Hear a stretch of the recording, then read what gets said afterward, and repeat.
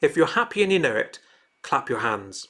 That's a really annoying song, isn't it? Especially if you're not feeling happy, because even then you're expected to pretend you're feeling happy to go along with the clapping with everyone else, which then just makes you feel even less happy than you were when the song started. And I wonder, have you experienced that in the last few months? Not with the song, but with that feeling that you need to pretend that you're coping with things better than you actually are. A few days ago was Blue Monday. It's statistically supposed to be the most depressing day of the year. Maybe today you're experiencing something of a Blue Wednesday. And maybe you're feeling that pressure to pretend that you're coping with things better than you are. If so, there's good news for us today. The good news that we don't need to pretend when we come to God. There's a psalm in the Old Testament where the psalm writer David says these words to God: "You keep track of all my sorrows. You've collected all my tears in your bottle.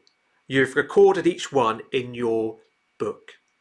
That when David speaks to God in heaven, he recognizes that God notices when David is feeling blue, who cares about how David is really feeling, and he cares about each one of David's tears.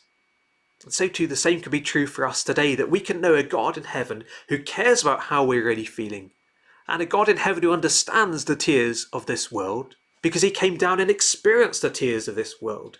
That 2,000 years ago, God the Son came down from heaven to earth, born as a baby, growing up in this world and facing the pressures and stresses and pain that we experience. And he did that so that people like us could have hope of a future without tears, a future in a perfect eternal home with God, a perfect home that none of us naturally belong in, because none of us are perfect. None of us have loved God as we should have done. None of us have loved each other as we should have done.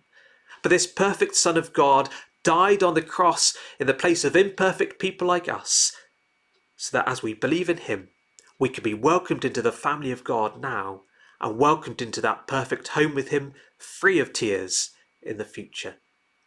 And while we wait for that day, each day now we can come to God, we can tell him how we really feel, knowing that he listens, he understands, and he cares.